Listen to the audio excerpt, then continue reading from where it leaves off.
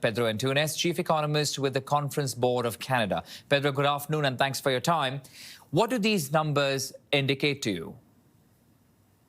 Well, obviously, the impact of the removal of the carbon tax is temporary, and in terms of how the Bank of Canada will react to that, they'll be very aware that this is going to be, not something that is going to guide their policy decision.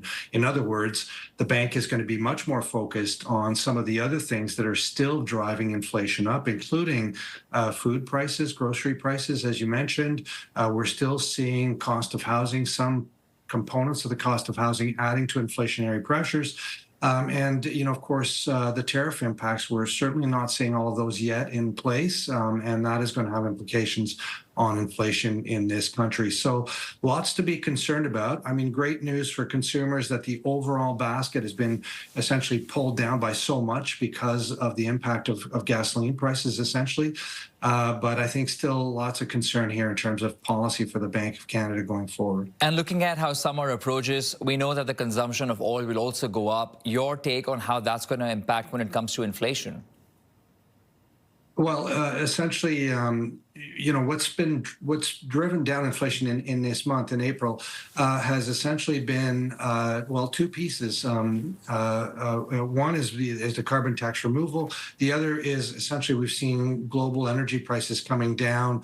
There was essentially an excess supply. There was a lot of concern about the impact of essentially Liberation Day tariff announcements on the global economy. So all of that kind of reduced energy prices. But again, it is temporary. Yeah. We're going to see it because we're comparing inflation numbers year over year. So this carbon tax and the lower energy prices, they'll continue to feed in the next few months. But again, the Bank of Canada is going to be looking at those other components. They, in fact, exclude volatile energy prices from their measure of core inflation, from what guides their policy decisions. Can we talk a little more in detail about how the Bank of Canada will eventually come down to that particular announcement? Of course, so many factors, like you're saying, this inflation and this carbon tax removal is temporary, like you pointed out. But in terms of the announcement in June, what do you suspect is going to happen? Because a lot of people are watching that announcement very closely.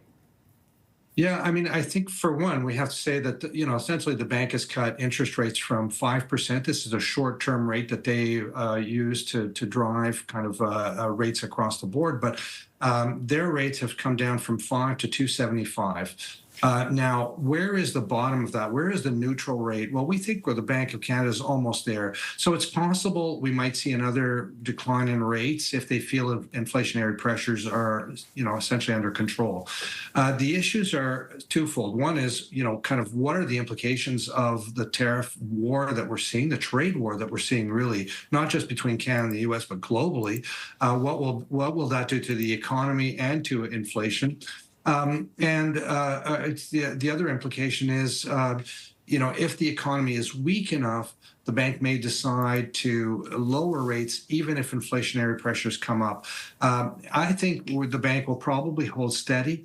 We've seen essentially the Federal Reserve in the U.S. also holding steady recently. So that's the other piece that the bank has to be aware of. It's the gap between our interest rates, our policy rate, and that of the U.S. So all of these things are going to play themselves out. I think there's a lot of uncertainty yet. But I would suspect that we're not going to see a move in June.